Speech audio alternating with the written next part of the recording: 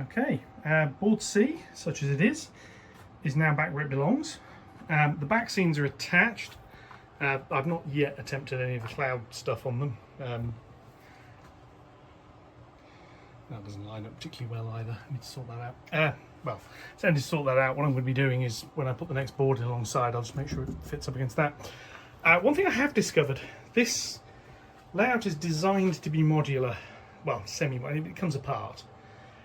This board here is now at the point it is a bit too heavy to dismantle and keep moving.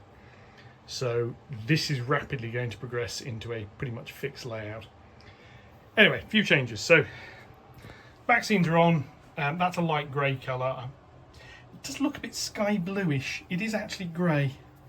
There might be a hint of blue in there, which is actually rather good because it's going to be end up as a sky. Need to work out how to paint some clouds. I bring you around the end, because obviously I'm not putting the adjoining board back on. There's the big gap down the back.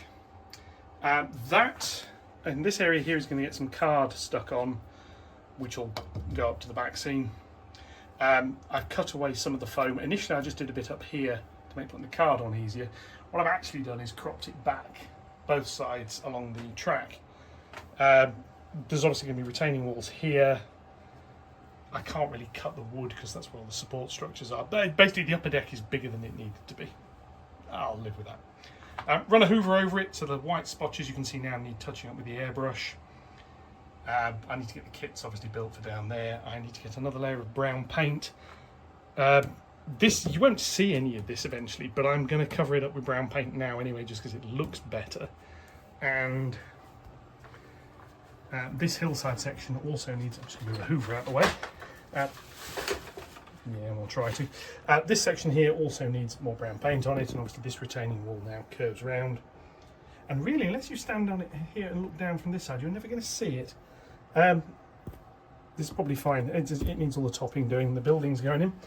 I wanted to get this back in place before I did anything with that. Really, because until board E goes back in, which bolts on here, I've got pretty good access to this area anyway. But this also means I can look at putting board B back in place, which needs its own back scene going on. As mentioned, the weight of this is starting to become a problem. I am actually thinking, as such, assembly is going to get delayed a bit because I want to do that board there, which means moving all this crap out of the way.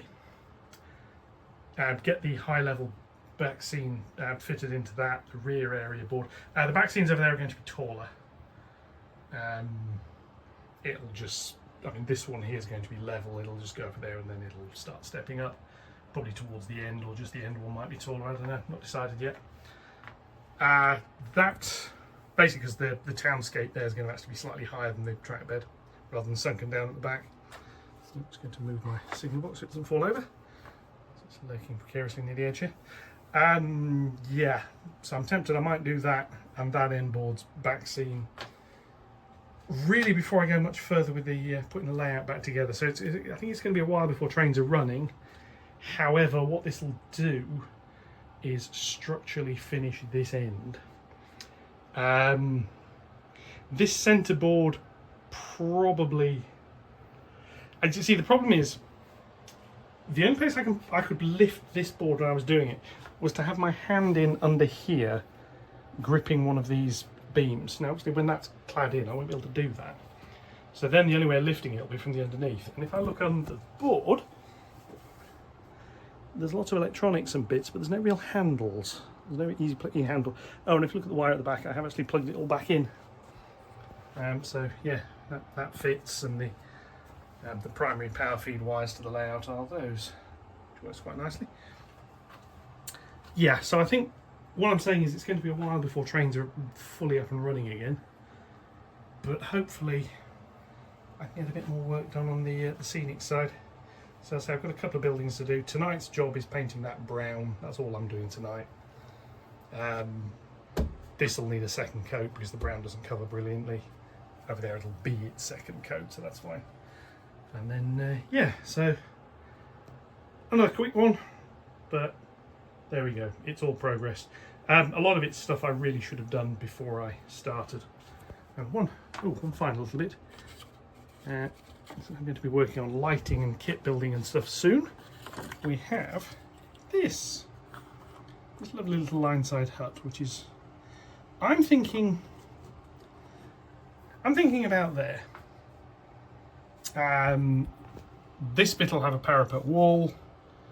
There'll then be fencing along there. There's a road along the back, so you can put a gate and a little whatever in there or the other side, and it carries on round. Signal here, signal there eventually. This here will have parapet wall along the front edge of it, and then whatever over that bit in the middle. So anyway, I'm going to leave it here. I'm then going to get the paintbrush out, which is here, and the really cheap brown craft paint I'm using. I'm going to get this done, and I'm going to call it a night for this, and I'll catch you all in the next one. Thank you very much, and goodbye.